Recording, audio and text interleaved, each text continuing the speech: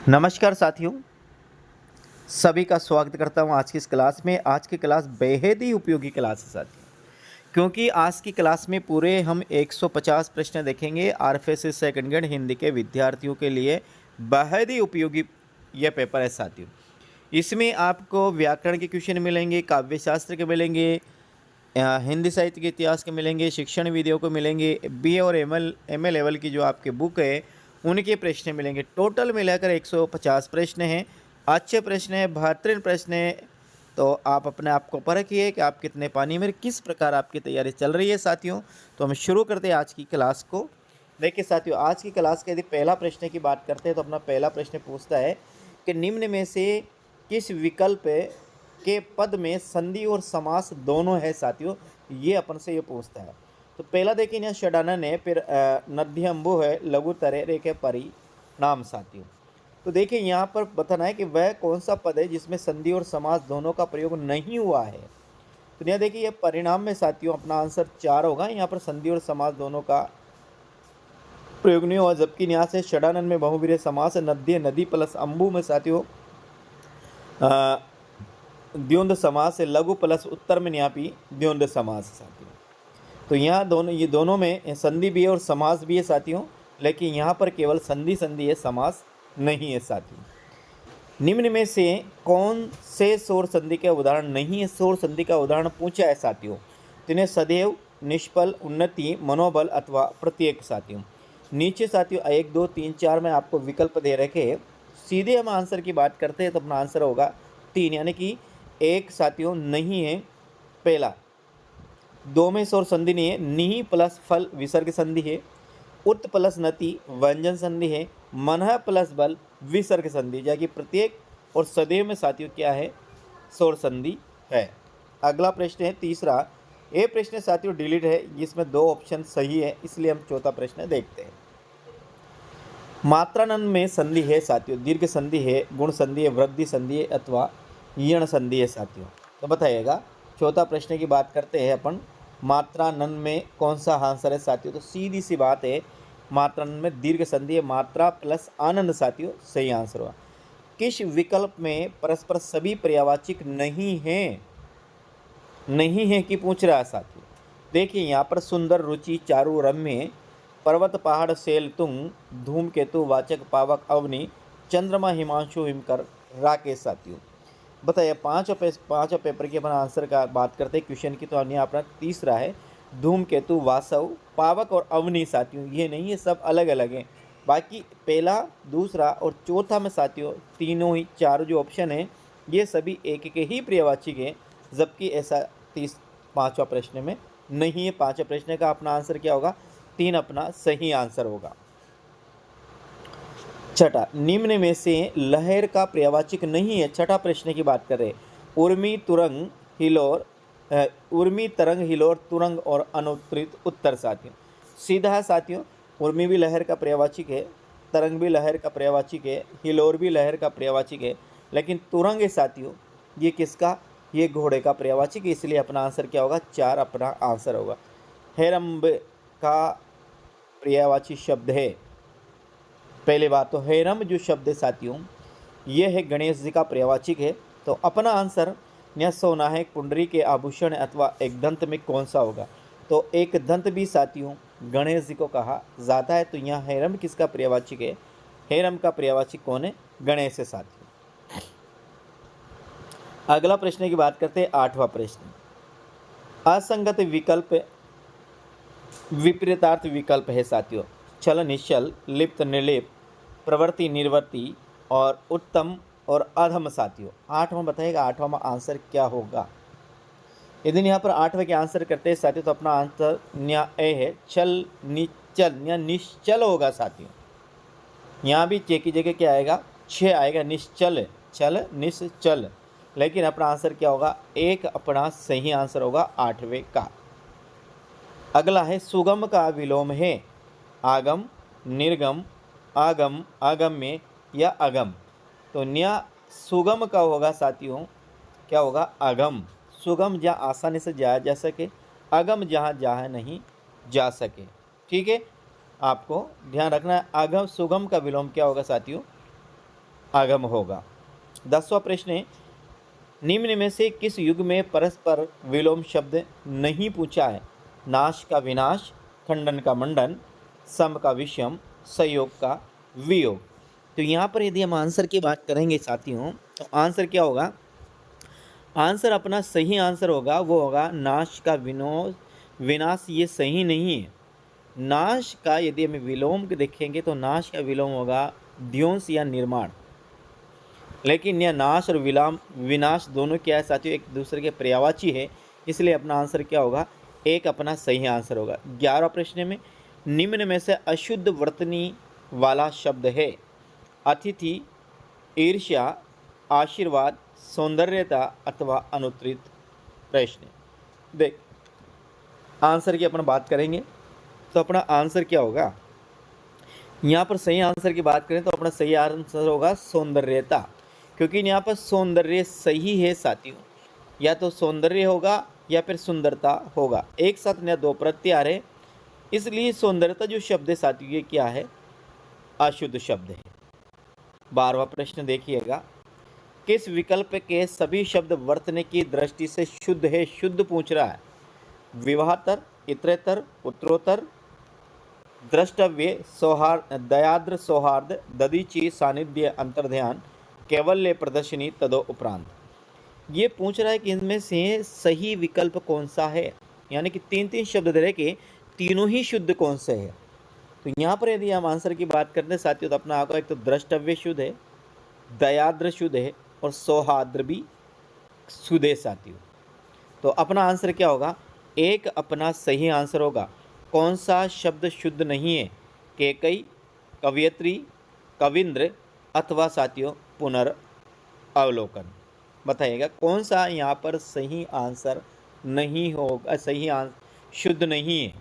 13वां प्रश्न की बात करें तो सीधा सा साथियों आपको याद होगा 13वां प्रश्न में कविंद्र है, यह शुद्ध नहीं है। कविंद्र, कवि प्लस इंद्र साथियों कविंद्र होगा, इसलिए आपको साथ ध्यान रखना है। अगला है अशुद्ध वर्तनी वाला नहीं है, यानी कि शुद्ध पूछा है। 14 प्रश्न में यह शुश्रूषा है, संग्रहित है, वाल्मीकि है और निहारिका है। इन चारों में से शुद्ध कौन सा है? देख बताइए साथियों, यह शुश्रूषा में पीछे वाला शुभ बड़ी की मात्रा है, इसलिए ये भी अशुद्ध है। संग्रहित में यह ग्रह में साथियों री आएगा, इसलिए ये भी क्या है? अशुद्ध है। वाल्मीकि में साथियों मी में बड़ा और की में छोटी की मात्रा आएगी, इसलिए भी शुद्ध है। और निहारिका क्या अपना शुद्ध है। निम्न शब्दों में शुद्धता पर विचार कीजिए। 15वां प्रश्न है, मिष्टान है, अतिशोक्ति है, निरवलंबन है और ज्योत्सना है। कूट के माध्यम से वर्तने की दृष्टि से सही विकल्प का चयन कीजिए, यानी कि इसमें सही विकल्प कौन सा है, शुद्ध कौन सा है। 15वां प्रश्न की अपन बात कर रहे हैं साथियों, बताइएगा। यदि 15 प्रश्न में अपने सही आंसर की बात करते हैं तो एक तो अतिशोक्ति अपना सही है साथियों, और निरअवलंबन साथियों अपना सही है, यानी कि दूसरा जो विकल्प है अपना वो सही है। बाकी मिष्टान भी क्या है? अशुद्ध है। और ज्योतना भी क्या है साथियों? अशुद्ध है। ये ज्योतना शब्द आपको अच्छी तरह से याद रखना है, इसमें ते भी से होता है, से भी क्या होता है? आधा, वही क्या होता है? सही होता है। अगला प्रश्न है 16वां। आपको 20 से 30 साथियों हिंदी के प्रश्न मिलेंगे, फिर आपको साहित्य के मिलेंगे, फिर आपको काव्य शास्त्र के, शिक्षण विधियों के, बुक के सभी के प्रश्न मिलेंगे साथियों इस आज की इस टेस्ट में। और मैं उम्मीद करता हूं साथियों कि आप चैनल पर पहली बार तो चैनल को जरूर सब्सक्राइब कर लिया होगा, क्योंकि जो ये आंसर ये है साथियों, ये प्रश्न है न्यू किरण कोचिंग बाड़मेर कोचिंग का, जिनका नाम है न्यू किरण कोचिंग बाड़मेर, उन कोचिंग का ये पेपर है। और ये कोचिंग हर सप्ताह साथियों आपका एक माइनर टेस्ट लेकर आपके सामने आ रही है। मैं इसका पूरा आपको नाम पता दूंगा, मोबाइल नंबर दूंगा, कोचिंग संस्थापन का नाम बताऊंगा कि आप चाहो तो इसके ऑनलाइन और ऑफलाइन दोनों टेस्ट इसका ज्वाइन कर सकते हो। ये पूरा पेपर है। मैं यदि आपने इस चैनल को सब्सक्राइब किया तो मैं आपके हर 8 दिन में साथियों मैं ऐसा ही टेस्ट आपको पूरा टेस्ट लेकर आपके सामने आऊँगा। निम्नलिखित में किस शब्द की संधि गलत है? सत प्लस मार्ग सन्मार्ग, सत प्लस गति सदगति, सत प्लस चित्र सचित्र और सत प्लस शास्त्र। बताइएगा।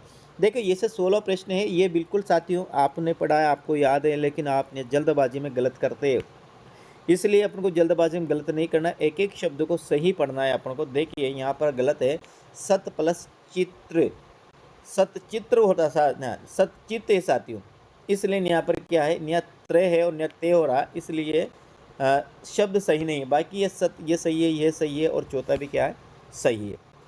निम्न में से वर्तने की दृष्टि से कौन सा शब्द अशुद्ध है? वापस, पड़ोसी, त्योहार अथवा अधीन, बताइएगा। बिल्कुल सीधा प्रश्न है, 17वां प्रश्न है। उम्मीद करता हूँ कि आपको ये आंसर बिल्कुल सही देंगे। तो देखिए यहाँ पर आंसर की बात करेंगे तो अपना आंसर यहाँ त्योहार है साथियों, ये अशुद्ध शब्द है। त्योहार में हमेशा एक ही मात्रा आती है, याद रखना। कोई सा भी त्योहार है साल भर में केवल एक ही बार आता है। दीपावली एक बार आती है, दशहरा एक बार आता है, रक्षाबंधन एक बार आती है, तेजादशमी एक बार आती है, गोगा अष्टमी एक बार आती है। तो आप ये याद रखना कि साल में त्यौहार, कोई भी त्यौहार एक ही बार आता है, इसलिए त्यौहार में एक ही मात्रा लगती है साथियों, ऐसे आपको याद रखना है। प्रश्न नंबर 18, निम्न में से कौन सा शब्द अनेकार्थ शब्द अज से संबंध नहीं है? ब्रह्मा, कमल, दशरथ के पुत्र का नाम और बकरा, यानी तीन या अज है, इसमें से अज का तीन में, चार में से तीन तो अज को कहा जाता है, लेकिन एक को नहीं कहा जाता। तो किससे नहीं कहा जाता है? तो याद रखना, ब्रह्मा को भी अज कहा जाता है, दशरथ के पिता का नाम अजी था, और बकरा को भी अज कहा जाता है। या कमल को अज नहीं कहा जाता, इसलिए अपना आंसर क्या होगा? 2 अपना सही आंसर होगा प्यारे साथियों। 19वां, किस विकल्प में कोई भी कमल का पर्यायवाची नहीं दिया गया? पारावर, शतदल, रक्तलोचन, इंदिवर, राजीव लोचन, पुष्पधनवा, श्रीज अथवा पुंडरीक साथियों। यदि हम 19वां प्रश्न की बात करते हैं साथियों, अपना न्याय तीसरा आगा राजीव लोचन साथियों, ये नहीं है। पुष्पधनवा तो साथियों ये कामदेव का धनुष है, और राजीव का मतलब कमल होता है, लेकिन लोचन का यहाँ पर नेत्र होता है, कमल के समान नेत्र साथियों, इसलिए यह तीसरा अपना क्या होगा? सही आंसर होगा। शकुनी का पर्यायवाची है साथियों रवि। शकुनी पर्यायवाची किसका है? रवि का है, राजा का, देवता का अथवा पक्षी का है। तो आपको ध्यान रखना है प्यारे साथियों, शकुनी जो पर्यायवाची शब्द है उसका अपना आंसर क्या होगा? पक्षी अपना सही आंसर होगा, पक्षी सही है। 20वां, किस विकल्प में सभी हंस के पर्यायवाची शब्द दिए गए हैं? चक्रांक, कार्डन, कलहंस, सारंग, कुरंग, चर्मी, चमरी, विध्रुम, कलरव, हारिल अथवा अनृत उत्तर। हंस के पर्यायवाची बताना है अपन को 21वां में। यदि 21 में हम हंस के पर्यायवाची देखेंगे इन चारों में से, कि चार में से सभी जो तीन है वो हंस का पर्यायवाची है, तो अपना जो आंसर होगा चक्रांग होगा, कारंडव होगा और कलहंस होगा। ये सब हंस के पर्यायवाची के, ध्यान रखना। आंसर 21 में एक सही आंसर होगा। इंद्र का पर्यायवाची नहीं है, शक्र है, देवेंद्र है, रतिपति अथवा सुरेश है। तो मेरे प्रिय साथियों आपको ध्यान रखना है, यहाँ पर यदि 22वां प्रश्न के अपने आंसर की बात करते हैं तो अपना होगा रतिपति, क्योंकि रतिपति जो शब्द है साथियों ये कामदेव को कहा जाता है। रति का मतलब है कामदेव की पत्नी, और पति यानी कामदेव की पत्नी, ये रतिपति ये कामदेव के लिए आया। ये इंद्र का पर्यायवाची नहीं, बाकी शक्र इंद्र का पर्यायवाची है, देवेंद्र इंद्र का पर्यायवाची है, और सुरेंद्र भी इंद्र का पर्यायवाची के साथ। दिज के अनेकार्थिक नहीं है, खग है, दांत है, ब्रह्मा अथवा चंद्रमा। दिज का कहा जाता है जिसका 2 बार जन्म होता है, जो 2 बार जन्म लेता है उसे दिज कहा जाता है। तो 23वां प्रश्न के आंसर की बात करते हैं, इसमें साफ का सही आंसर क्या होगा? तो देखिए यहाँ पर खग भी दिज्ज के लिए प्रयोग होता है, दांत के लिए भी दिज्ज का प्रयोग होता है, चंद्रमा के लिए भी दिज्ज का प्रयोग होता है, लेकिन ब्रह्मा के लिए साथियों दिज्ज का प्रयोग नहीं होता है, इसलिए अपना आंसर क्या होगा? तीसरा ऑप्शन अपना सही आंसर होगा। किस विकल्प के में सभी संधि विच्छेद नहीं है? सही संधि विच्छेद नहीं पूछ रहा। अभि प्लस इष्ट अभिष्ट, फणी प्लस इंद्र फणींद्र, कविंद्र वो सही था साथियों। अपन ने देखा था ना कविद्र, ये कविंद्र है साथियों, वो कवि में बड़ी की मात्रा आएगी कविंद्र में, ये याद रखना, वो मैंने गलत बताया। अभी प्लस इप्सा अभिप्सा, राका प्लस ईश राकेश, बताइएगा। न राका का मतलब होता है साथियों रात्रि, ईश का मतलब स्वामी, जो रात्रि का स्वामी उसे राकेश कहा जाता है। तो यहाँ पर आंसर की बात करते हैं 24वां प्रश्न में, तो अपना आंसर होगा 3। क्यों? क्योंकि यहाँ अभी प्लस इप्सा, इप्सा में बड़ी की मात्रा है इसलिए यहाँ होगा अभीप्सा, ये आपको ध्यान रखना है। इसलिए आंसर क्या होगा? तीसरा सही आंसर होगा 25वां में। किस विकल्प में सही संधि विच्छेद है? महा प्लस ओजस्वी महोजवी, ग्रत प्लस ओदन ग्रोधन, पुत्र प्लस ऐशना पुत्रोष्णा, भाव प्लस औदार्य भाव औदार्य। तो यहाँ सही की बात करेंगे साथियों तो अपना यहाँ पर आंसर होगा बताइएगा बहुत बेहतरीन अच्छा आंसर है। 25वां प्रश्न का आंसर बताइए कि सही संधि विच्छेद है। इस प्रश्न ने मुझे भी सोचने में विवश कर दिया साथियों। मैंने इसको कम से कम इसमें 2 मिनट दिए फिर मुझे इसका आंसर का पता लगा। लेकिन आप बताइए, मैं बताता हूँ इसका आंसर होगा चौथा, क्योंकि यहाँ ओज में केवल एक मात्रा आएगी, ओदन में एक मात्रा आएगी, एषण में साथियों मात्रा नहीं आएगी, इसलिए ये साथियों क्या है, तीनों आंसर नहीं होकर ये अपना सही आंसर होगा भाव प्लस औदार्य का होगा भाव औदार्य। 26वां प्रश्न है, किस विकल्प में यण संधि का उदाहरण नहीं है? रत्युद है, उपर्युक्त, जात्यकता, नद्यर्पण, महद्धार, पितृपदेश, दिव्यास्त्र और अन्याय। तो नहीं पता, यण संधि के उदाहरण की बात करते नहीं है, तो सीधा सा याद रखना है अपनों को आंसर होगा अपना चौथा। क्यों नहीं है? यह दिव्य प्लस अस्त्र होगा, यानी कि यहाँ पर दीर्घ संधि है। अन्य प्लस अन्य या अन्याय होगा, अन्याय होगा सत्य, इसलिए यहाँ पर भी दीर्घ संधि है। 27वां प्रश्न की बात करते हैं, किस विकल्प में सभी पद संधि रहित है? परिणाम, अनुरंग, सावधान, प्रेत, आरंभ परिणाम, नेति, पुराण। साथियों सभी शब्द है साथियों वो क्या है? संधि रहित है। बताइए, यहाँ पर बात करेंगे 27वां प्रश्न की, तो नहीं होगा परि प्लस माप है साथियों, परिणाम नहीं है। परि प्लस माप और अनुरंग इसमें नहीं है, बाकी इसमें से प्लस अवधान होगा। परि प्लस नाम का परिणाम हो जाएगा, ने प्लस इति यहाँ नेति हो जाएगा, पूर्व प्लस अण यहाँ भी पुराण हो सकता है साथियों, ये भी याद रखना। तो यहाँ पर अपना आंसर क्या होगा? ये अपना सही आंसर होगा, इसमें संधि रहित नहीं, ये संधि रहित है। विसर्ग संधि के उदाहरण किस विकल्प नहीं? विसर्ग संधि का पूछ रहा है। निरक्षर, निश्चल, दुष्कर, आविष्कार, दुस्तर, दुराज, अतएव, तपोवन, सरोज, अनुच्छेद, सुषुप्त या विसर्जन। साथियों बताएगा किस में विसर्ग संधि का उदाहरण नहीं है? तो अपना आंसर की बात करेंगे तो चौथा अपना सही आंसर होगा। अनु प्लस छेद का अनुच्छेद होगा, चे के पहले छे का अवगमन हो गया, छे के पहले चे का हो गया, सु प्लस शुप्त सुषुप्त होगा, विसर्जन विसर्जन।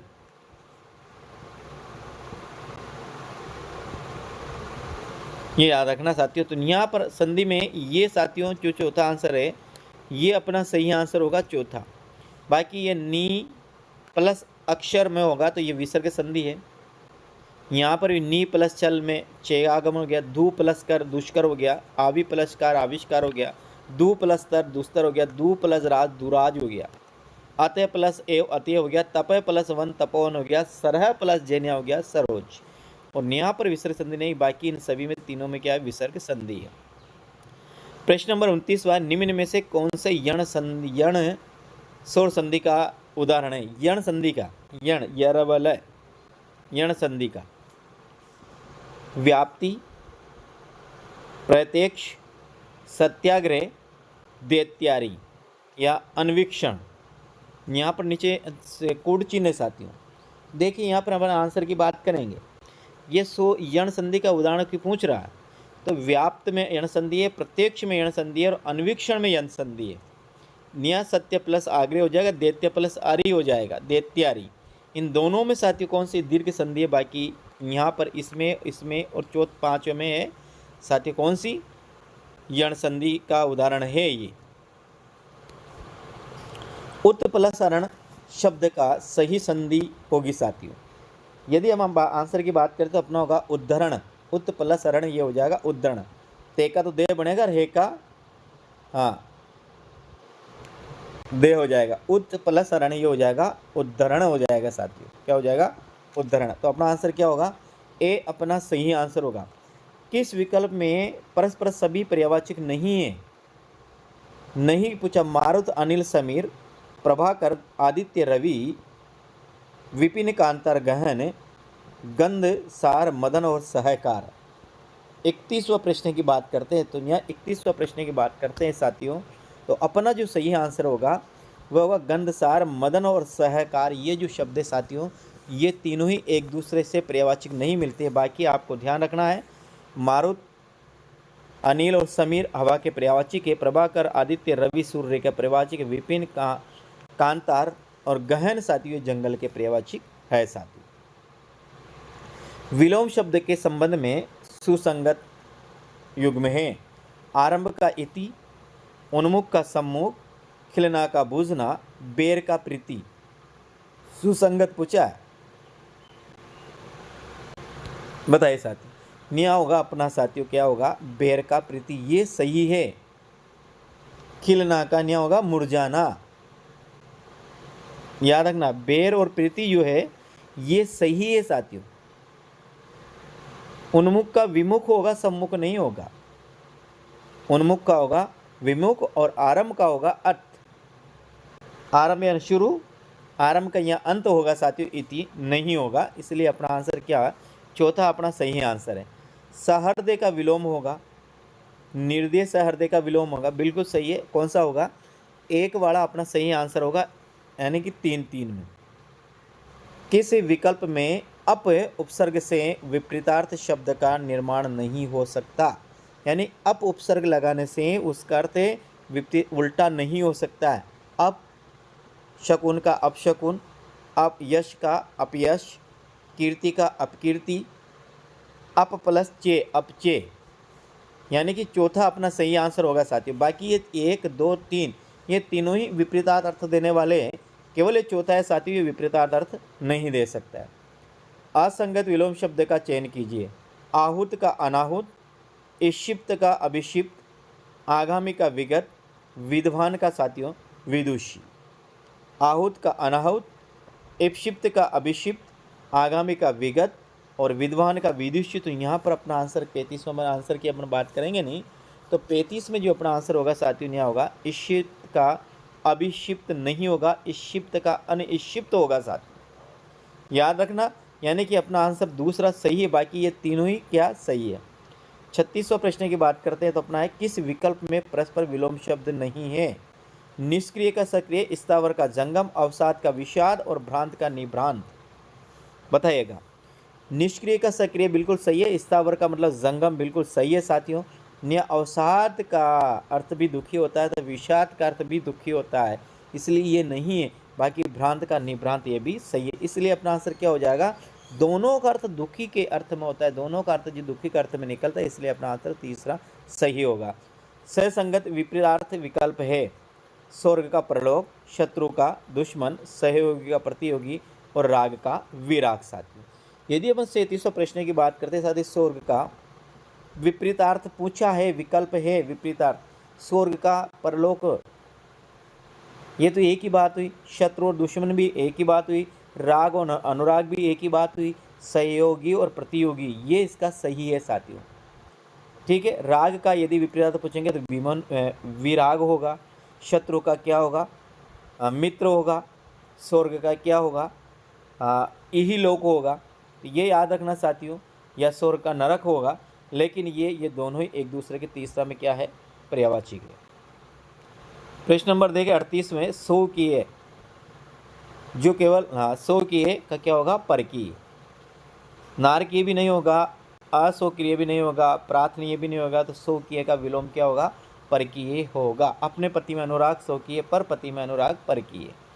निम्नलिखित में शुद्ध वर्तनी वाला कौन है, सदृश्य है, आजीविका है, प्रज्वलित या एकत्र है।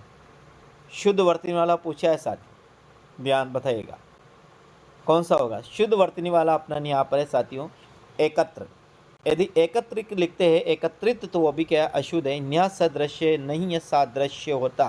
प्रज्वलित में साथियों एक जे आता, और आजीविका में न्याजीविका में साथियों ये छोटी की मात्रा आती, इसलिए अपना आंसर क्या होगा, चौथा अपना सही आंसर होगा। 40वां, किस विकल्प में सभी शब्द वर्तनी की दृष्टि से अशुद्ध है। पड़ोसी, त्रिपुरारी, नुपुर, पूजनीय, कालिदास और महात्म्य, न्योछावर, जिजीविषा, कुमुदनी। देखिए साथियों ये पड़ोसी बिल्कुल सही है, पड़ोसी की में दो मात्रा आएगी, यानी कि अपने दाएं भी पड़ोसी होता है, बाएं भी पड़ोसी होता है, इसलिए दो पड़ोसी होते हैं, दो मात्रा आएगी। त्रिपुरारी बिल्कुल सही है। नुपुर में पहले में नू में बड़ी की मात्रा आएगी, बिल्कुल सही है, छोटे में बाद में। न्याय सर्वोपरि सही है। गत्या अवरोध, गत्य अवरोध।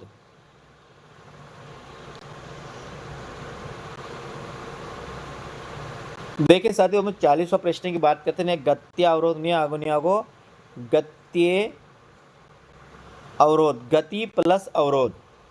ये साथियों ये भी गलत है, बाकी ये तीनों ही गलत है। सभी शब्द अशुद्ध है, तो सभी शब्द की शुद्ध बात करते हैं तो ये पूजनीय, ये होगा साथियों पूजनीय, ये बड़ा आएगा इसमें। कालिदास में आपको लिखना है कालिदास, कालिदास में ली में छोटी की मात्रा आएगी। ये महातम्य नहीं साथी होता, महातम्य, क्योंकि पीछे ये है और जहाँ पर भी ये प्रत्यय लगता है आगे वाले में क्या दीर्घ कर देता है उसका, इसलिए आपको ध्यान रखना है। अब प्रश्न आते हैं भाषा से संबंधित साथी। केंद्रीय हिंदी निदेशालय द्वारा हाल में प्रकाशित देवनागरी लिपि मानवीकरण में हिंदी वर्णमाला में कुल कितने वर्ण आते हैं? 52, 50, 51 अथवा 53। तो यहाँ पर आंसर की बात करते हैं तो अपना आंसर क्या होगा? 4 अपना सही आंसर होगा, क्योंकि पहले 52 थे और अब हो गए साथियों 53, क्योंकि जो लय शब्द है इसको भी देवनागरी लिपि में क्या कर लिया? शामिल कर लिया गया, इसलिए इसके वर्णों की संख्या कितनी हो जाती है? 53 हो जाती है। प्रश्न अगर अपन 42 की बात करते हैं साथियों, तो यहाँ 42 में यदि हम सही आंसर की बात करते हैं, पहली बात प्रश्न पर अर्धस्वर क्या है? अर्धस्वर हिंदी में जो ना तो स्वर अर्धस्वर है, तो अर्धस्वर की अपन बात करते हैं साथियों, तो अपना जो यहाँ पर कौन कौन सा का बताएगा? अर्धस्वर में अपना आएंगे ये और वे, यानी कि अपना आंसर क्या होगा? 3 अपना सही आएगा, ये और वे साथियों ये अर्धस्वर माने गए हैं। यरवले का क्रमशः उच्चारण स्थान किस क्रमांक में सही है? यरलवे का देखो 4 ऑप्शन दे रखे हैं साथियों, इसलिए आपको ये वर्ण विचार अच्छी तरह से याद हो, ताकि इसमें से यदि कोई भी प्रश्न आ जाए तो वो किसी प्रकार से गलत नहीं जाए। डायरेक्ट इसमें प्रश्न की बात करते हैं साथियों, तो इनको तालव्य भी बोलते हैं, इनको मूर्धन्य भी बोलते हैं, इनको दंत्य भी बोलते हैं और इनको दंतोष्ट भी बोलते हैं साथियों। तो यहाँ पर अपना आंसर होगा 43 में सही आंसर की बात करते हैं तो अपना चौथा ऑप्शन क्या होगा? सही आंसर होगा। विसर्ग है 44 में, बताइए विसर्ग क्या है? द्विगुणे संयुक्त है, स्वरध्वनि है या अयोग वहा है? तो हमें विसर्ग की बात करते हैं साथियों, तो अपना न्याय होगा विसर्ग अयोग वहा ध्वनि है, यानी एक तो आपका मान लीजिए ये अनुस्वार, एक साथियों विसर्ग, ये 2 ध्वनियाँ हैं, ये अयोग वहा में आएगी, जिसका ना तो स्वर में योग किया जाता है, ना ही जिनका व्यंजनों में योग किया जाता है, वह ध्वनियाँ अयोग वहा ध्वनियाँ कहलाती है। प्रश्न नंबर 45 में है, उच्चारण प्रयत्न के आधार पर अंतस्थ व्यंजनों का कितने भागों में विभाजन किया गया है? साथ बताइएगा। अंतस्थ व्यंजनों का प्रयत्न के आधार पर, अच्छा प्रश्न है, बताइएगा साथियों। 3 भागों में किया गया है, कितने में? 3। उच्चारण स्थान के आधार पर अंतस्थ व्यंजनों का वर्गीकरण कितने भागों में विभाजित किया है साथियों? तो अपना आंसर होगा 3 भागों में किया गया है। किस विकल्प में ऊष्मीय ध्वनियाँ दी गई है? ऊष्मीय ध्वनियाँ किसे कहते हैं बताइए? इसमें अच्छी तरह से देखिए, तो ऊष्मीय ध्वनियों में आपको ध्यान रखना है, विस्मय जो आएगी वो आएगी 3 तो से, 3 से और है, ये आएगी साथियों ऊष्मीय ध्वनिया में, यानी कि अपना आंसर क्या होगा? एक अपना सही आंसर होगा 45वां। प्रश्न नंबर 46वां, अघोष और अल्पप्राण ध्वनि नहीं, ना तो वह अघोष है ना ही अल्पप्राण है, बताएगा साथियों। अल्पप्राण और महाप्राण, अल्पप्राण में 1, 2, 3, 4 और ये 5, ये तो आते साथियों अल्पप्राण में, ये आते साथियों महाप्राण में। इधर है साथियों आपको ध्यान रखना है, या र ल और वह है, इधर आपको 3 तो से मिलेंगे और 1 ये मिलेंगे, बताइए साथियों। यह 47 प्रश्न के अपना बात के आंसर करते हैं, तो 47 प्रश्न में जो अपना जो आंसर होगा वो 4 है साथियों। ये ना तो अघोष है ना ये अल्पप्राण है, अघो जो है साथियों यहाँ महाप्राण में आएगा और इधर आएगा साथियों सघोष या घोष में आएगा। श है का क्रमशः उच्चारण स्थान किस क्रमांक पर सही दिया गया है? 48वां प्रश्न की बात करते हैं, डायरेक्ट अपन तो निया तालव्य है, मूर्धन्य है, दंत्य है और कंठ है, सही क्रमांक साथियों इनका ये दिया है, शे और इनका ध्यान रखना साथियों, यानी कि ये तालव्य में आता है, ये मूर्धन्य में आता है, ये आता है साथियों दंत्य में और क्या आता है आता है साथियों कंठ में आकाश विसर्ग नाम कंठ है। तो ये ध्यान रखना, अपना आंसर क्या होगा, चौथा अपना सही आंसर होगा। लेह के संबंध में सही कथन का चयन कीजिए। लेह क्या है, लेह कहाँ कहाँ, लेह को क्या क्या बोलते हैं। तो आपको ध्यान है, लेह अल्प प्राण में आता है, लेह घोष या सघोष में आता है, लेह दंते में आता है, लेह पार्श्विक है। इतना याद रखना, तब आपका सही जाएगा। ठीक है, अगला प्रश्न की बात करते हैं 50, सुमेलित करना है। तो यदि यहाँ पर 50 और प्रश्न की अपन बात करते हैं साथियों सुमेलित में, तो अपना आंसर होगा 3, यानी कि ग ज द और से है साथियों, ये अल्पप्राण है। और साथियों का च ट पे है साथियों, ये अपने क्या है, अघोष है। सी में साथियों, सी में आएगा अपना ये महाप्राण है। और चे है साथियों, ये क्या है, तालव्य ध्वनिया, ईचु ऐसा नाम तालव्य, ऐसे आपको इसको ध्यान में रखना है। अगला देखिए, तत्सम और तद्भव युग में किस विकल्प में सही नहीं दिए गए हैं। बताइए कौन सा सही नहीं है। उपाध्याय का ओझा, कपर्दिका का कपास, कुक्षी का कोंक और कीर्ति का कीर्ति। यानी आगे तत्सम और पीछे तद्भव है, तो इसका सही नहीं है। तो ये आपका 2 की बात करेंगे, आंसर 2 होगा। कपर्दिका का मतलब होता है कौड़ी, कपास नहीं होता है, ये आपको ध्यान में रखना है साथियों। तत्सम और तद्भव शब्द का युग में किस क्रमांक पर सही नहीं है। दुर्लभ, दुल्हा, पुष्प, फूल, पाश, फंदा, परशु, परसों। यहाँ सही नहीं है साथियों, तो वहाँ पे आंसर क्या होगा, दूसरा। पुष्प का क्या होगा, पुहुप, ये सही होगा। पुष्प का पुहुप होगा साथियों, फूल नहीं होगा। यानी पुष्प जो शब्द है ये क्या है, यह तत्सम है, इसका तद्भव होगा पुहुप साथियों।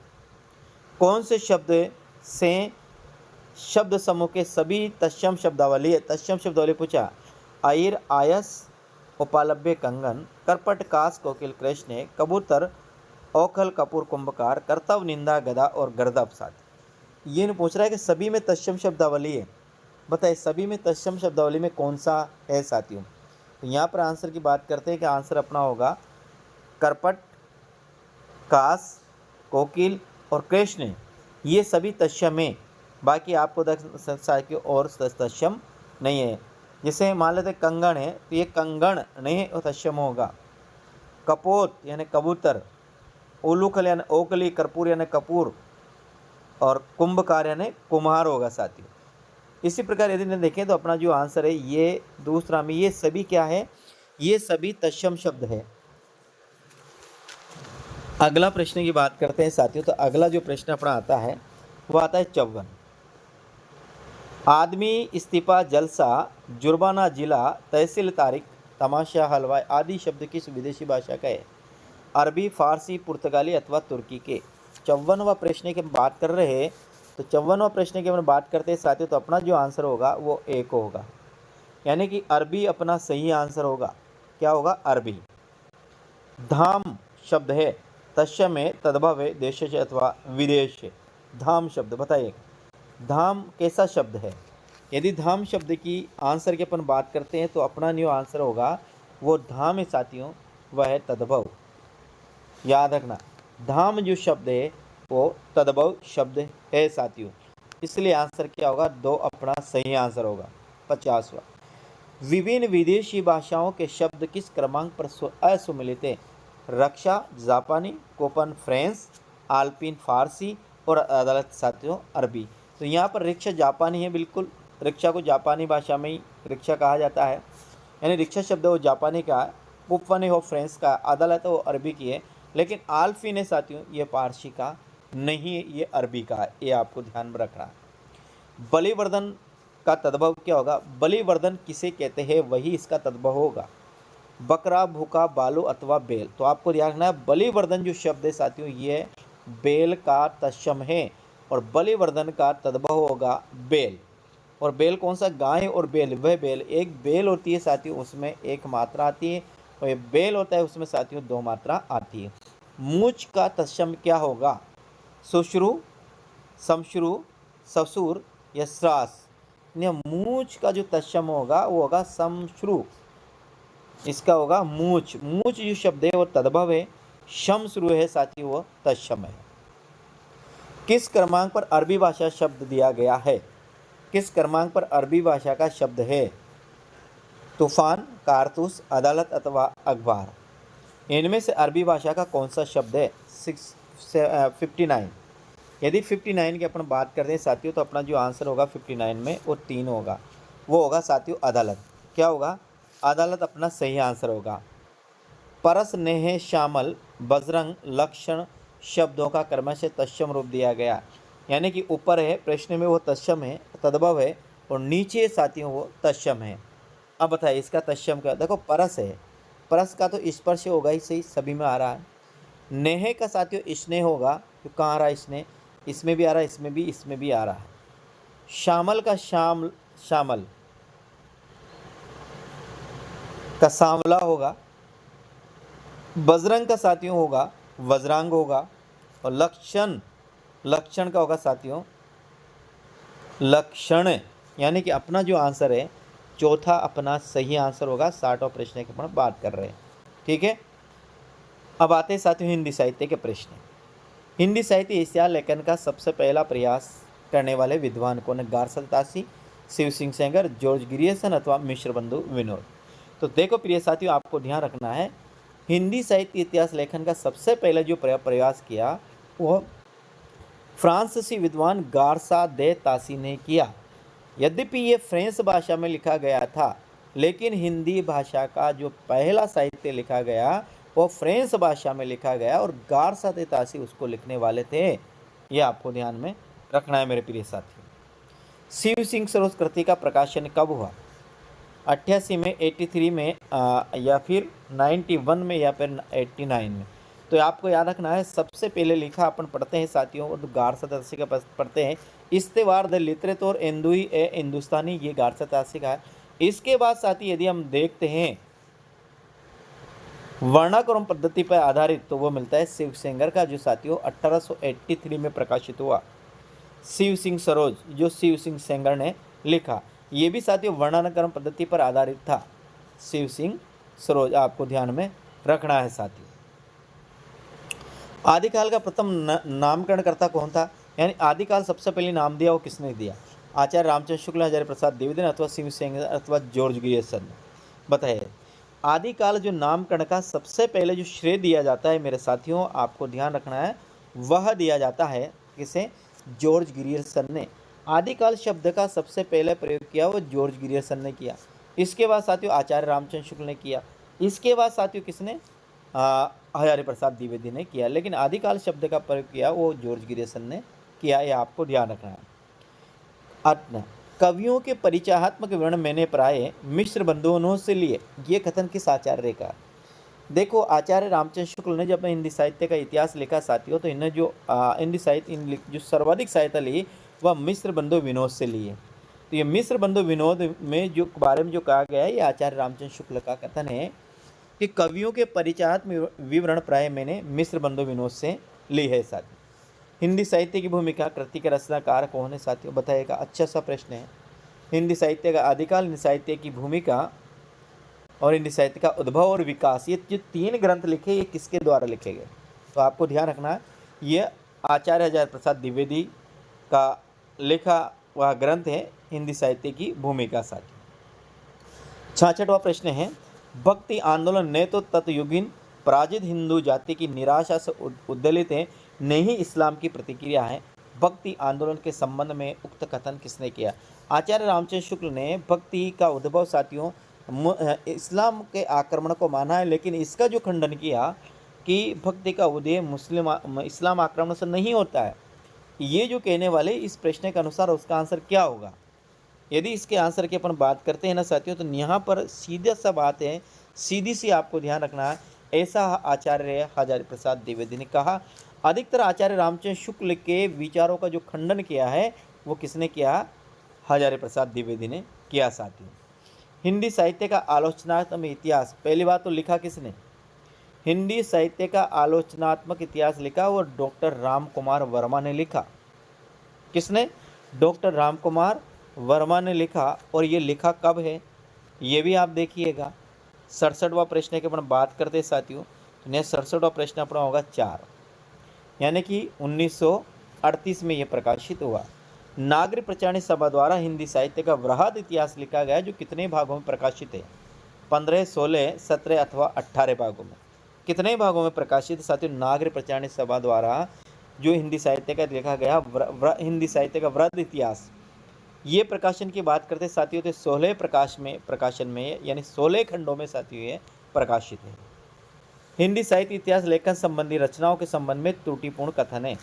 हिंदी काव्य शास्त्र के इतिहास भगीरथ मिश्र, रीति काव्य की भूमिका डॉक्टर नगेंद्र, उत्तरी भारत की संत परंपरा श्री प्रभुदयाल मित्तल और हिंदी साहित्य का अतीत विश्वनाथ प्रसाद मिश्र साथियों। इसमें बताना है कि कौन सी कृति किसके द्वारा नहीं लिखी गई है। प्रश्न बिल्कुल आसान है, बस आप उत्तर दीजिए। देखिए, हिंदी काव्य शास्त्र का इतिहास डॉक्टर भगीरथ मिश्र ने लिखा, ये बिल्कुल आपको याद रखना सही है। रीति काव्य की भूमिका डॉक्टर नगेंद्र ने लिखा, बिल्कुल सही है। उत्तरी भारत की संत परंपरा परशुराम चतुर्वेदी ने लिखा, ये श्री प्रभुदयाल मित्तल ने नहीं लिखा, इसलिए अपना आंसर क्या होगा? तीसरा अपना सही आंसर होगा। यहाँ आएगा परशुराम चतुर्वेदी, ये आपको याद रखना है।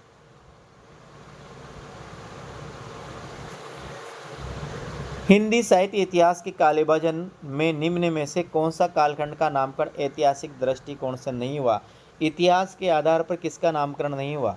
आदिकाल का, रीतिकाल का, मध्यकाल का, आधुनिक काल का अथवा अनुत्तरित प्रश्न।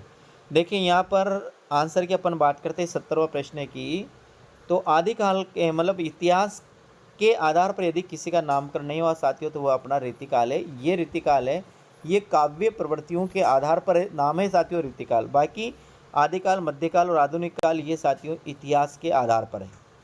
डॉक्टर रामकुमार वर्मा के इतिहास के प्रथम प्रकरण एवं अंतिम प्रकरण का नाम किस विकल्प में सही दिया गया है? डॉक्टर रामकुमार वर्मा ने जो अपना हिंदी साहित्य का इतिहास आलोचना के इतिहास में लिखा, इसके पहले प्रकरण को क्या नाम दिया और अंतिम प्रकरण को क्या नाम दिया साथियों? तो आपको ध्यान रखना है, इसने जो पहले प्रकरण को नाम दिया साथियों वह दिया संधि काल, और अंतिम प्रकरण को नाम दिया साथियों वह दिया कृष्ण काव्य। इसलिए आपको ये बात अच्छी तरह से ध्यान में रखनी है साथियों। निम्न में से किस विद्वान ने अपभ्रंश उत्तर अपभ्रंश को ही पुरानी हिंदी कहा? बहुत अच्छा प्रश्न है। किस विद्वान ने उत्तर अपभ्रंश को ही पुरानी हिंदी कहा? तो ये सीधा से याद रखना साथियों, चंद्रधर शर्मा गुलेरी, जिनकी उसने कहा था कहानी 1915 में प्रकाशित हुई थी सरस्वती पत्रिका में। और यहाँ पर आंसर भी क्या होगा? यानी कि उत्तर अपभ्रंशी पुरानी हिंदी है, ये जो शब्द कहे ये कहे साथियों चंद्रधर शर्मा गुलेरी ने। ठीक है, हम यहाँ देखिए, इस प्रकार 10वीं से 14वीं सदी का काल जिसे हिंदी का आदिकाल कहते हैं, भाषा की दृष्टि से अपभ्रंश का ही बढ़ावा है। इस अपभ्रंश के बढ़ावे में कुछ लोग उत्तरकालीन अपभ्रंश कहते हैं, तो कुछ लोग पुरानी हिंदी। 12वीं शताब्दी तक निश्चित रूप से अपभ्रंश का ही पुरानी हिंदी के रूप में चलती थी, यद्यपि इसमें नए तत्सम शब्दों का आगमन शुरू हो गया था। उक्त कथन किसका है? बहुत अच्छा प्रश्न है, बहुत अच्छा प्रश्न बनाया बनाने वालों ने। तो आपको ध्यान रखना है साथियों, ये जो शब्द कहे हैं ये कहे आचार्य प्रसाद द्विवेदी ने कहे, आपको ध्यान में रखना है। क्योंकि 14वीं शताब्दी से 10 से और 14वीं शताब्दी का मध्य का जो आदिकाल समय सीमा दी है वो आचार्य प्रसाद द्विवेदी ने की दिए, इसलिए इसे 10 से 14 भी आप इसको याद रख सकते हैं साथियों। हिंदी साहित्य इतिहास का कालविभाजन करने वाले प्रथम इतिहासकार कौन? आचार्य रामचंद्र है, डॉक्टर गिरियसन है, राहुल सांस्कृतियान है, गारसा देतासी है। बताइए। देखो, गारसा देतासी ने कालविभाजन का कोई प्रयास नहीं किया, न नामकरण किया। शिव सिंह सेंगर ने भी नहीं किया साथियों। यदि सबसे पहले साथियों हिंदी साहित्य का कालविभाजन का प्रयास किया तो डॉक्टर गिरियसन ने किया, इसलिए आंसर क्या होगा? 74वां अपना सही आंसर होगा। हिंदी साहित्य के इतिहास में सर्वप्रथम कालविभाजन और नामकरण का प्रयास किया तो वह डॉक्टर गिरियसन ने किया। यद्यपि साथियों इंग्लिश में था। आचार्य रामचंद्र शुक्ल ने आदिकाल की समय सीमा क्या मानी है? बताइएगा। सीधा सा प्रश्न है, लेकिन यहाँ पर संदेह रखा है। उन्होंने 1050 से मानी, ये विक्रम संवत है। 1050 में आप 57 घटा दो, कितने आएंगे साथियों? यहाँ दायर कितने बचेंगे, 43 और यहाँ बच जाएंगे 9। बताइए। और पीछे उन्होंने माना है 1375। 1375 में क्या घटाना है आपको, 57। तो यहाँ कितने बचेंगे आपको 1375 में, बताइएगा कितने घटाने, 57। यहाँ 15 में 7 गया तो कितने बचेंगे। तो अपना आंसर क्या होगा, चौथा अपना सही आंसर होगा 75वां प्रश्न का। क्या होगा, चौथा अपना सही आंसर होगा 75 प्रश्न के। वैसे 1318, बताइए साथियों, इन्होंने क्या माना है, 1050 से लेकर 1375 तक का विक्रमी संवत माना है। 1375 में आपको 57 घटाएंगे, कितने बचेंगे साथियों, 8। बता देख लीजिएगा वैसे यहाँ कौन सा बैठता है। वैसे मेरे हिसाब से साथियों 1330 बैठना चाहिए। कौन सा, तीसरा, यहाँ ये सही है साथियों, तीसरा अपना सही होगा। आदिकाल के नामकरण के संबंध में त्रुटिपूर्ण विकल्प बताइएगा। चारण काल गिरिराज ने कहा, बिल्कुल सही है। संधि चारण काल डॉक्टर रामकुमार वर्मा का, बिल्कुल सही है। आदिकाल रमाशंकर शुक्ल और वीर काल राहुल सांस्कृत्यायन। तो यहाँ पर आंसर है साथियों, तो अपना आंसर ये होगा, क्योंकि वीर काल है साथियों विश्वनाथ प्रसाद ने कहा, ये डॉक्टर राहुल सांस्कृत्यायन ने नहीं कहा साथियों, इसको आपको ध्यान में रखना है, ठीक है। तो यो चारणकाल गिरीश ने कहा, संधि चारणकाल रामकुमार वर्मा ने कहा, आदिकाल डॉक्टर रमाशंकर शुक्ल रसाल ने भी कहा, आचार्य हजारी प्रसाद द्विवेदी ने भी कहा, मिश्र बंधु ने भी कहा है, और आचार्य शुक्ल ने भी कहा है साथ। 77वां प्रश्न है, आदिकालीन साहित्य की वह श्रृंगारिक रचना जिसकी यही धारा भक्ति काल में होती हुई रीतिकाल में प्रवाहित हुई है, कौन सी रचना है। उपदेश रसायन सार, परमात्मा प्रकाश, या फिर साथियों पाहुड़दवा राम सिंह, या संदेश रासक अब्दुल रहमान। तो यहाँ पर है अब्दुल रहमान। अब्दुल रहमान षड ऋतु वर्णन पद्धति का पहला काव्य माना जाता है साथियों, और एक ये श्रृंगारिक काव्य भी मान सकते हैं। तो यहाँ पर बात करते हैं साथियों, तो ये जो उक्ति कही गई है ये श्रृंगारिक की, तो इसमें अपना आंसर होगा यहाँ संदेश रासक अब्दुल रहमान का है, ये अपना आंसर होगा। पाहुड़दवा साथियों किसका है, राम सिंह का है। उपदेश रसायन सार किसकी कृति है, बताइएगा। बहुत अच्छा प्रश्न पूछा है। उपदेश रसायन सार की कृति की बात करते साथियों ने जीन दत्त सूरी है, जीन धर्म सूरी मत रखना। उपदेश रसायन सार जीन दत्त है, जीन धर्म नहीं है। यानी कि जीन दत्त और जीन धर्म आपको अक्सर गलत फहम हो जाती है, इसलिए आपको ध्यान रखना है। प्रश्न नंबर 278 का दूसरा आंसर सही है। असुमिलित विकल्प का चयन कीजिए। जोहिंदा परमात्मा प्रकाश, पाहुड़दवा राम सिंह, स्तूलीभद्र रास जीनदत्त सूरी, अब्दुल रहमान का संदेश रासक साथी। इसमें असुमिलित विकल्प का अपन को चयन करना है। तो असुमिलित विकल्प की बात करें साथियों तो जीनदत्त सूरी का स्तूलीभद्र रास, ये स्तूलीभद्र रास जीनदत्त सूरी का नहीं साथियों, ये जीन धर्म सूरी का है। किसका है, जीन धर्म सूरी का, जीनदत्त सूरी का नहीं है। जबकि योगसार और परमात्मा प्रकाश साथी जोहिंदा की है, पाहुड़दवा राम सिंह का है, और संदेश रास साथियों अब्दुल रहमान का या अध्यय मान का है साथियों। निम्न में से कौन सी रचना आदिकालीन गद्य पद मिश्रित रचना है, बताएगा। उक्ति व्यक्ति प्रकरण दामोदर शर्मा, वर्ण रत्नाकर ज्योतिष ठाकुर, राहुल बेल, रोड़ा कवि, या उपयुक्त सभी। गद्य पद मिश्रित रचना माना है, तो गद्य मिश्रित रचना की बात करते हैं साथियों तो अपने आती है राहुल बेल, जो रोड़ा कवि द्वारा लिखी गई है, और ये पहली कृति जिसपे साथियों नक्शिक वर्णन किया गया है। राहुल बेल करते हैं राजकुल का विलास, इसमें राहुल नायिका के नक्शिक सौंदर्य का वर्णन किया गया है, और इसमें हिंदी की 7 बोलियों का भी वर्णन मिलता है साथियों। असंगत युग्म का चयन कीजिए। शालिभद्र सूरी भरत रास, आसकू चंदनवाला रास, जीन धर्म सूरी स्तूलीभद्र रास, विजय सेन सूरी साथियों नेमिनाथ रास साथियों। बताइएगा। 188 प्रश्न का सही आंसर बात करते हैं तो नेमिनाथ रास साथियों विजय सेन सूरी की नहीं है, ये सुमति गणी की है साथियों। नेमिनाथ रास है जो आपको याद रखना है, नेमिनाथ रास है, ये सुमति गणी की, ये विजय सेन सूरी की नहीं है। निम्न में से किस ग्रंथ को मुनि जीन विजय ने जैन साहित्य की रास परंपरा का प्रथम ग्रंथ माना है। और अच्छा प्रश्न है। चंदनवाला रास, स्तूलीभद्र रास, भरतेश्वर बाहुबली रास, अथवा नेमिनाथ रास। मुनि जीन विजय जैन ने जैन साहित्य की रास परंपरा का प्रथम ग्रंथ माना है। 82 में साथियों, तो इसका आंसर है भरत बाहुबली रास। जो भरत बाहुबली रास है, इसको मुनि जीन विजय ने जैन साहित्य परंपरा की का प्रथम रास ग्रंथ माना है। चंद हिंदी के प्रथम महाकवि माने जाते हैं और इसका पृथ्वीराज रासो हिंदी का प्रथम महाकाव्य। तो ये शब्द किसके हैं, आपको ध्यान रखना है, सीधा सट्टा आपको याद रखना है। आचार्य रामचंद्र शुक्ल ने किसको साथियों, पृथ्वीराज रासो को हिंदी का प्रथम महाकाव्य माना है साथियों। तो अपना आंसर 83 में क्या होगा, 2 अपना सही आंसर होगा। 83 में आचार्य रामचंद्र शुक्ल साथियों 2 अपना सही आंसर होगा। निम्न में से कौन से विद्वान पृथ्वीराज रासो के चौथे संस्करण को मूल रासो मानते हैं साथियों। बहुत अच्छा प्रश्न है। तो यहाँ पर अपन बात करते हैं साथियों, तो अपना आंसर होगा यहाँ पर तीसरा, डॉक्टर दशरथ शर्मा। कौन सा होगा, डॉक्टर दशरथ शर्मा अपना सही आंसर होगा। दशरथ शर्मा ने जो पृथ्वीराज रासो 4 संस्करण में ये प्रकाशित है, इसमें से केवल जो सबसे छोटा है वो चौथा संस्करण है और इसको ही क्या मानते हैं, प्रमाणिक मानते हैं साथियों, मूल मानते हैं। आदिकाल की रचना नहीं, राहुल बेले उक्ति व्यक्ति प्रकरण है, बसंत विलास है अथवा वर्ण रत्नाकर है साथियों। बताइएगा 85 प्रश्न की बात करते हैं। तो इसमें जो बसंत विलास है साथियों, जिसके रचयिता क्या है, अज्ञात है। ये आदिकालीन रचना, आदिकाल की गद्य रचना नहीं है, ये आदिकाल की लौकिक रचना है, आपको ध्यान रखना है। और ये भी गद्य रचना, ये भी गद्य रचना और ये भी क्या है, गद्य रचना। ये है तो सही साथियों आदिकाल की, लेकिन ये गद्य रचना नहीं है, आपको ध्यान में रखना है। प्रश्न नंबर अपना बात करते हैं 86वां।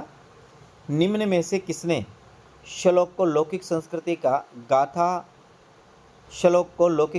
गाथा को प्राकृत का दोहो को अपभ्रंश का मुख्य छंद स्वीकार किया है। 86। बहुत अच्छा प्रश्न है। वैसे ये प्रश्न सेकंड ग्रेड के लायक नहीं है साथियों, फिर भी सेकंड ग्रेड में दिया है, बहुत अच्छी बात है। देखते हैं तो यहाँ पर आंसर की बात करते हैं। ये कहा आचार्य हजारी प्रसाद द्विवेदी ने, क्या कहा है कि निम्न में से श्लोक को तो लौकिक संस्कृत का, गाथा को प्राकृत का तथा दोहे को अपभ्रंश का मुख्य छंद जो स्वीकार किया है वो हजारी प्रसाद द्विवेदी ने किया है।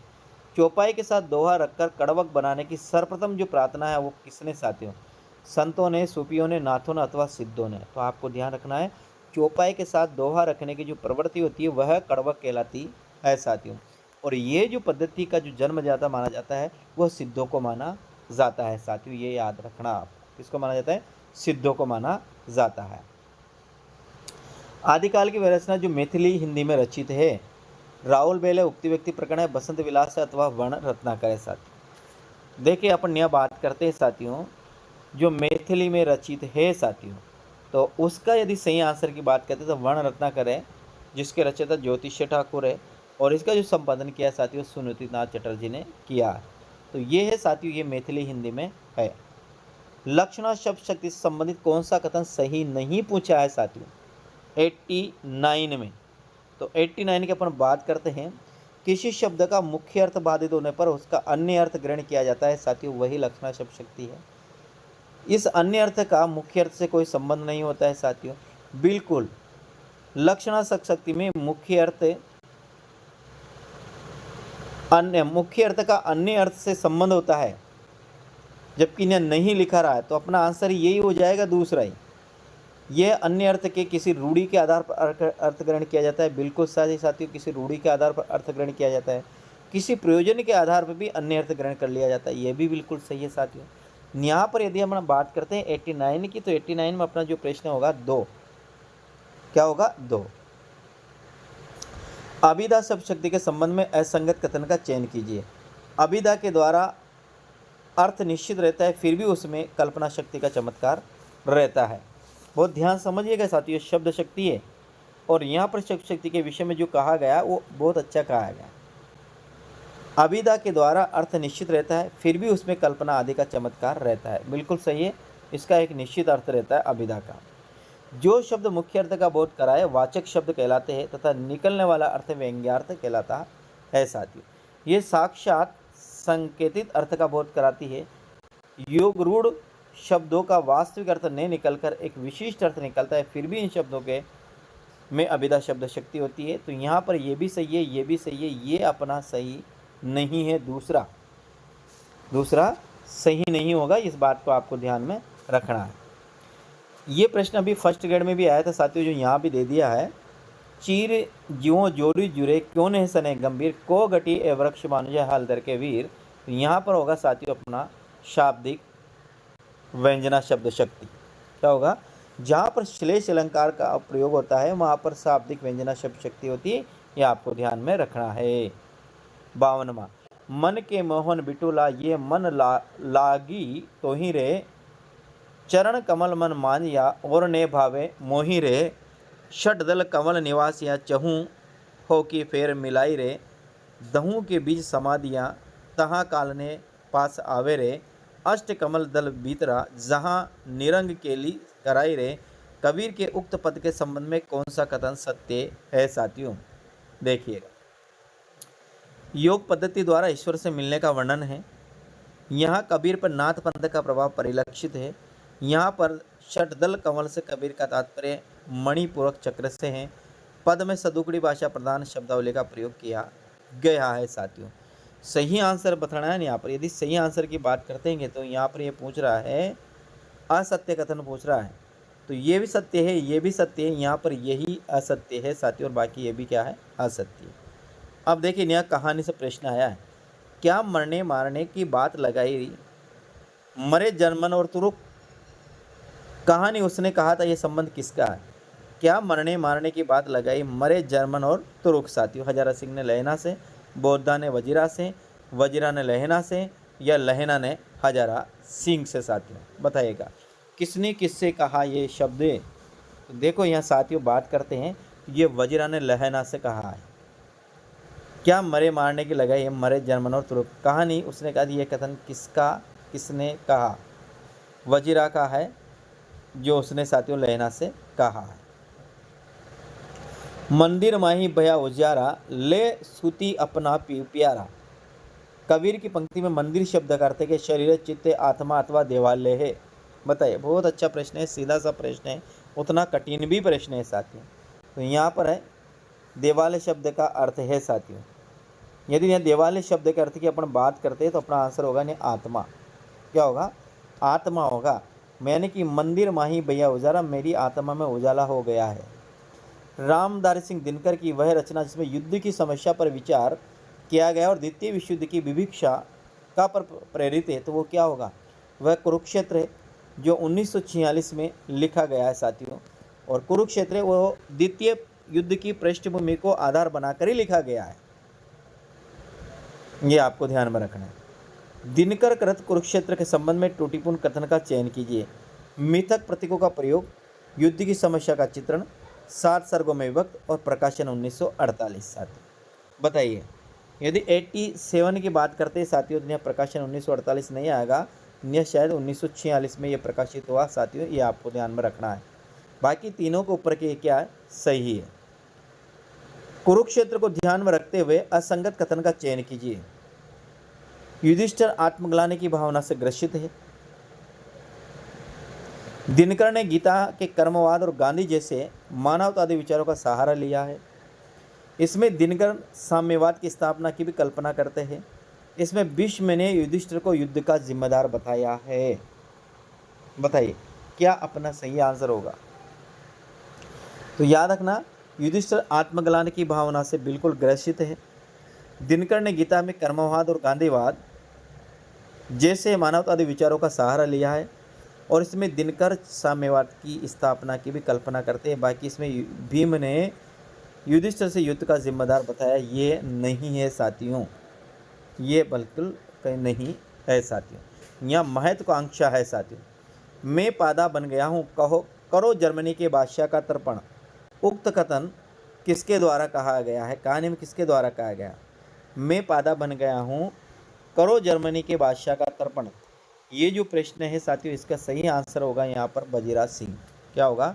ये वजीरा सिंह ने कहा है।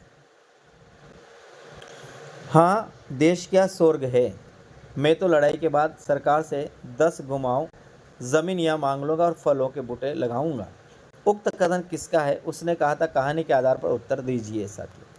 तो यहाँ पर कहानी के आधार पर उत्तर देने की कृपया, ये सूबेदार हजारा सिंह का है। किसका है? सूबेदार हजारा सिंह का है।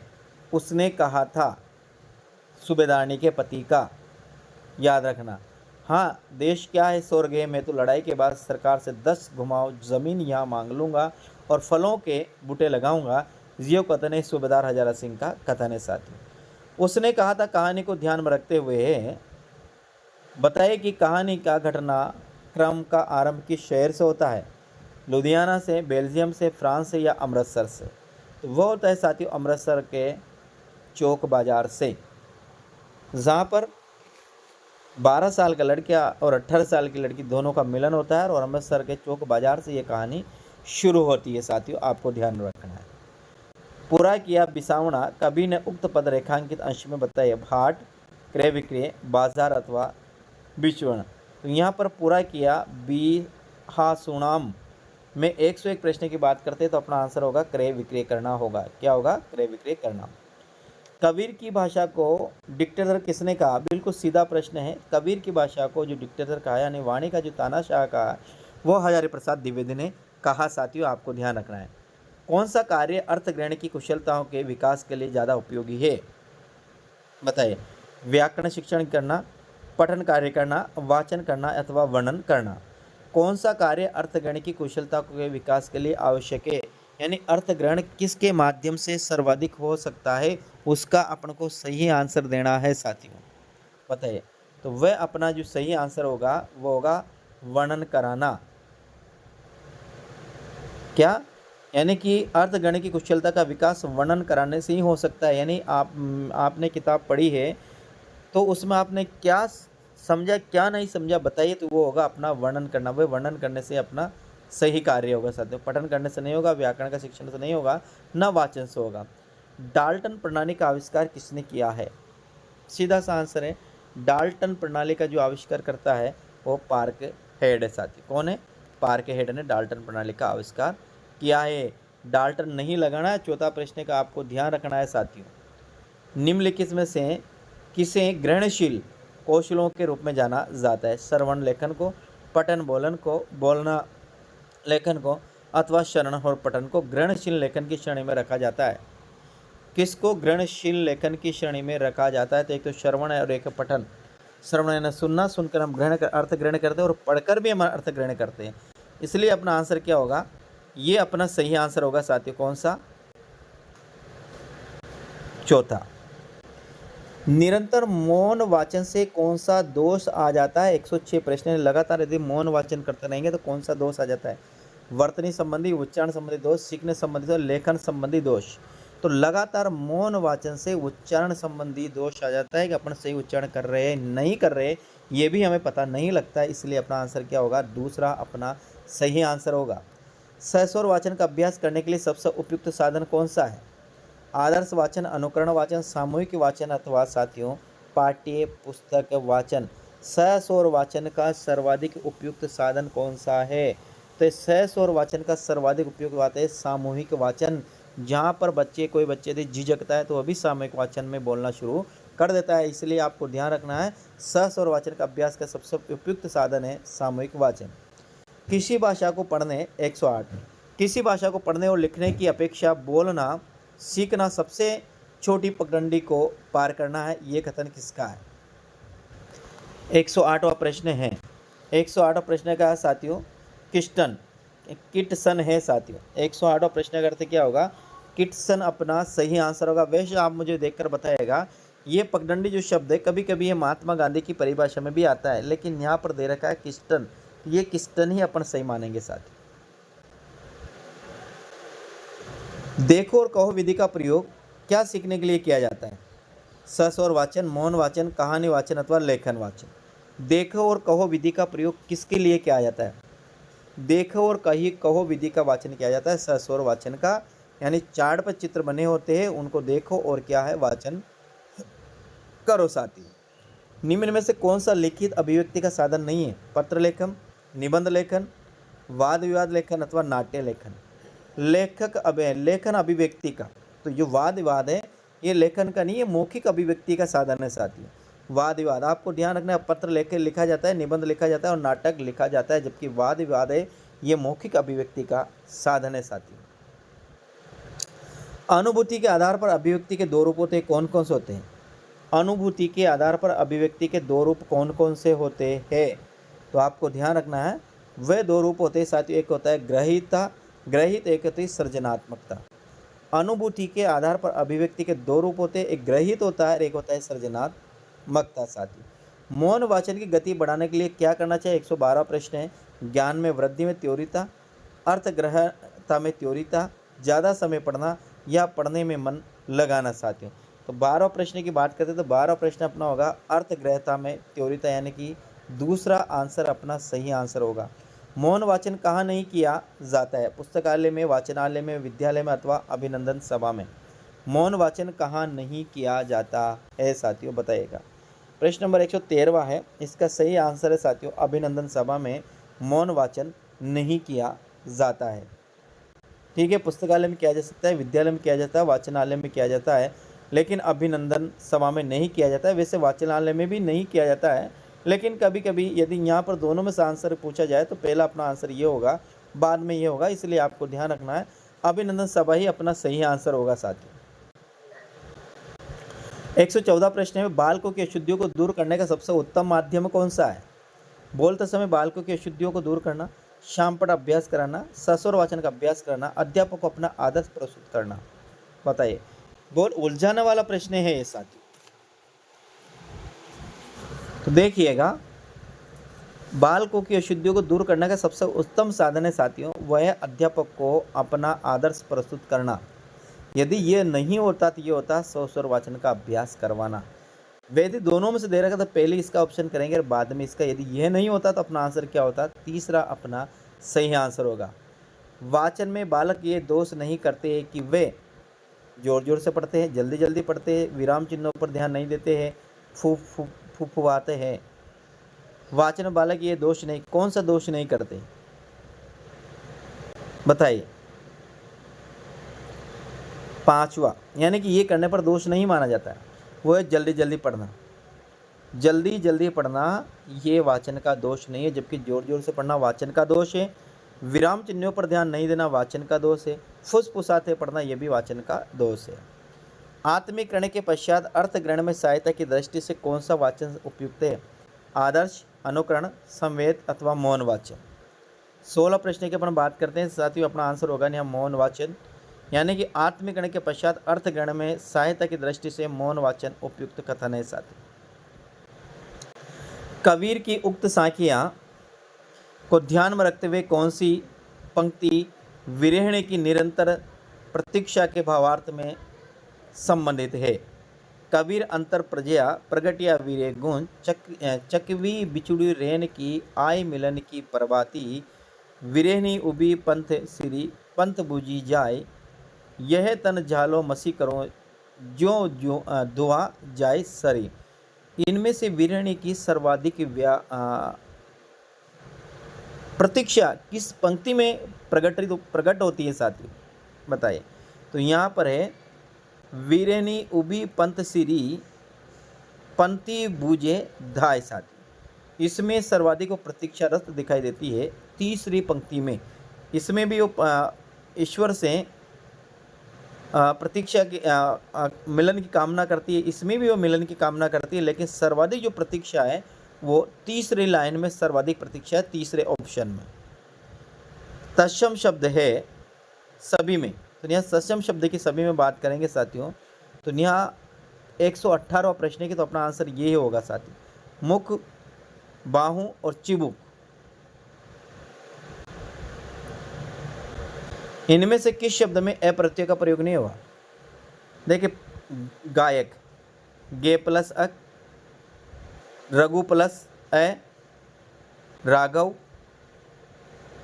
पांडु प्लस ए पांडव, और ये सर्प इसमें नहीं होगा साथियों, आपको याद रखना, इसमें नहीं होगा। बाकी इन सभी में क्या होगा साथियों? सही होगा। सभी में अ प्रत्यय का प्रयोग है, लेकिन सर्प में अ प्रत्यय का प्रयोग नहीं है। 120 में है इनमें से कौन सा शब्द हंस शब्द का अर्थबोधक नहीं है? सूर्य, आत्मा, पक्षी विशेष या हिंसा। तो सूर्य को भी हंस का पर्यायवाची माना जाता है, आत्मा को भी हंस का पर्यायवाची माना जाता है, और एक पक्षी विशेष तो यही सही, बाकी हिंसा को नहीं माना जाता है। साथ सब और कष्टी कष्ट होना अर्थ के लिए इनमें से कौन सी लोकोक्ति उपयुक्त है? आ बैल मुझे मार, आगे कुआ पीछे खाए, आगे नाथ ने पीछे पगाए, आसमान से गिरा खजूर में लटका। बताइए। सब और कष्टी कष्ट होना, बताइए साथ। 21वां प्रश्न, आगे कुआ पीछे खाई, आगे भी कष्ट पीछे भी कष्ट, सब और कष्ट, तो यहाँ होगा आगे कुआ पीछे खाई। संघ की राजभाषा हिंदी और लिपि देवनागरी होगी। यह वाक्य संविधान के किस अनुच्छेद में वर्णित है?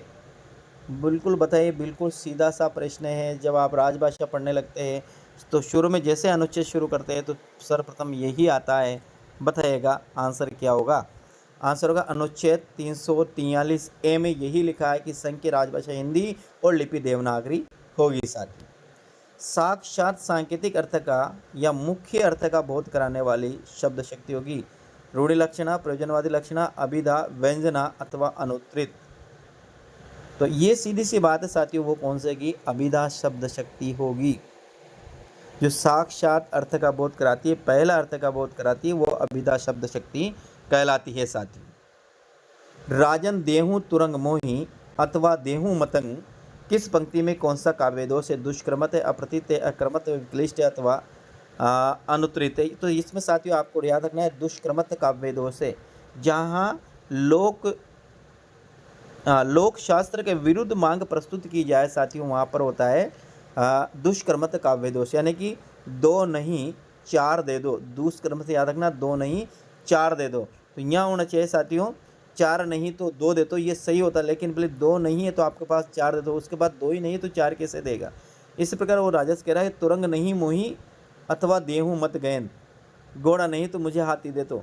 जबकि साथियों पहले यहाँ इसमें यह है कि घोड़े की साथियों जो कीमत होती है वो हाथी से ज़्यादा मानी गई है, इसलिए दुष्कर्मत काव्य दोष है। निम्न में से कौन सा सात्विक अनुभव नहीं है? सात्विक अनुभव की संख्या साथियों 8 होती है। स्तंभ सात्विकवाद है, प्रलय सात्विक भाव है, वेवर्ण्य सात्विकवाद है, लेकिन विबोध जो शब्द है ये सात्विक बात नहीं है, संचारी भाव है, इसलिए आपको ध्यान रखना है। यहाँ आंसर क्या होगा? 2 अपना सही आंसर होगा साथियों। कुतुबन देखिए आगे और अच्छा है। कुतुबन बिल्कुल कुतुबन की मृगावती है, तो जा पद्मावत झांसी की है। मुल्ला दाऊद की साथियों कौन से? चंदायन है साथियों। लखन सेन पद्मावत ये इसकी नहीं है, दामोदर कवि की है। और ईश्वर दास की है साथियों सत्यवती कथा। तो यहाँ मुल्ला दाऊद है ये साथियों, क्योंकि मृगावती इनकी रचना है, मुल्ला दाऊद की ये रचना नहीं है। इनमें से कौन सी रचना लक्षण ग्रंथ नहीं है? कवि कल्पतरु, जगत विनोद, बिहारी सत्सहित और ललित ललाम। देखिए साथियों कवि कल्पतरु चिंतामणि की है, जगत विनोद पद्माकर की है, ललित ललाम साथियों मतीराम की है। ये तीनों लक्षण ग्रंथ है, जबकि साथियों बिहारी सत्सही ये लक्षण ग्रंथ नहीं है, बिहारी की रचना है। पूर्व हिंदी की उत्पत्ति किससे हुई है साथियों? सूर से नहीं, अपभ्रंश से हुई है, मागधी से हुई है, 50 से होता है, अर्ध मागधी से हुई है। बताइए 128 प्रश्न की बात करते हैं तो 128 प्रश्न चौथा होगा। पूर्व हिंदी की साथियों अर्ध मागधी से हुई है। किससे हुई है? अर्ध मागधी से हुई है। प्रश्न नंबर अब 129वां देखिए साथियों। सदगुरु की महिमा आनंद, आनंद किया उपगार, लोचन अनंत उगाड़िया, अनंत दिखावनहार। इस पंक्तियों के क्रम में दूसरे अनंत शब्द का अर्थ क्या है? सदगुरु की महिमा अनंत है, यानी सदगुरु की महिमा बहुत ज़्यादा है। अनंत किया उपकार, अनंत का मतलब अनेक उपकार किया। यहाँ आगा तीसरा अपना सही आंसर होगा। यमक अलंकार है, याद रखना। तभी उपगसुत आई गए, सका सगा कछु अंतर नाही, भरी भरी अंग लाए। भ्रमर गीत में उपंगसूत किसके लिए आया? तो आपको उपंगसूत साथियों ये उद्धव के लिए आया है। 130 में प्रश्न में याद रखना, ये उद्धव के लिए आया है। उपंगसूत उद्धव को कहा, उसने कहा था कहानी शीर्षक में उसने शब्द कहानी के किस पात्र के लिए आया है? यह आया साथियों सूबेदारनी के लिए, जो लहना की प्रेमिका और अजरा सिंह की पत्नी है, ये सूबेदारनी के लिए आया है। मौन वाचन संबंधित है साथियों, पद में है, व्याकरण में, रचना शिक्षण में अथवा गद्य शिक्षण में। तो मौन वाचन है साथियों वो गद्य शिक्षण से संबंधित है, पद का मौन वाचन नहीं किया जाता है, ये भी आपको ध्यान में रखना है साथियों। निम्न किस शब्दों में से तत्, भव और तस्यम का युग्म सही नहीं है? घी पहले तद्भव आना चाहिए, फिर ग्रत, ये बिल्कुल सही है। चितेरा चित्रकार सही है। आसोज आश्विन, व्रतांक वृतांत ये नहीं है साथियों, बाकी ये भी सही है, ये भी सही है, और आसोज का आश्विन ये भी सही है साथियों। तेरी कुड़माई उक्त शब्द किस कहानी से लिया गया है? तेरी कुड़माई हो गई उक्त शब्द उसने कहा से लिया गया है, जो साथियों एक 12 साल का लड़का एक 8 साल की लड़की से कहता है, यानी लयना सिंह सुबदारनी से कहता है चौक बाजार में दही वाले की दुकान पर साथियों। निम्न में से लहरों का राजहंस नाटक के पात्र नहीं है? श्वेतांग, मैत्रेय, मालती अथवा निहारिका। 135वां प्रश्न की अपन बात कर रहे हैं। तो 135वां प्रश्न में आंसर की बात करते हैं साथियों, तो 135 में अपना जो आंसर है वो अपना आंसर होगा मालती नहीं है, बाकी श्वेतांग है, मैत्रेय है और निहारिका, ये सभी है, मालती नहीं है। निम्न में कौन सा रासो ग्रंथ वीरगाथात्मक नहीं है? अच्छा प्रश्न है। हमीर रासो है, बिसलदेव रासो है, विजयपाल रासो या खुमान रासो है? देखिए साथियों, हमीर रासो शारंगधर का, विजयपाल रासो नल्ले सिंह का है, खुमान रासो दलपत सिंह का है, विजयपाल रासो है, विसलदेव रासो साथियों ये नल्ले सिंह का है, ये श्रृंगार परक रासो है, ये वीर गाथात्मक नहीं है, यानी इसमें श्रृंगार रस की प्रधानता है, ये मुक्तक रासो है। विश्वनाथ प्रसाद मिश्र ने किस काल को श्रृंगार काल की संज्ञा दी? सीधा सा है, रीति काल को साथियों ने श्रृंगार काल की संज्ञा दी है। छायावाद स्कूल के प्रति सूक्ष्म का विद्रोह साथियों, ये जो शब्द है ये किसने कहा?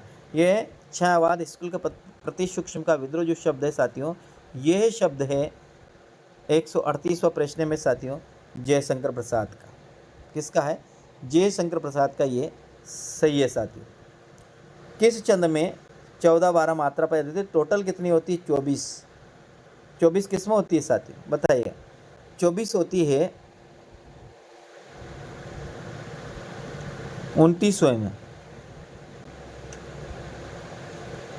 129वां प्रश्न की बात करते हैं, तो 128वां प्रश्न की बात करते हैं साथियों। तो 128 में देखो, ये डॉक्टर नगेंद्र ने कहा है, जयशंकर प्रसाद नहीं कहा, मुझे आ रहा था समझ में, लेकिन ध्यान रखना इस शुल्क प्रति छाया के भीतर डॉक्टर नगेंद्र का है।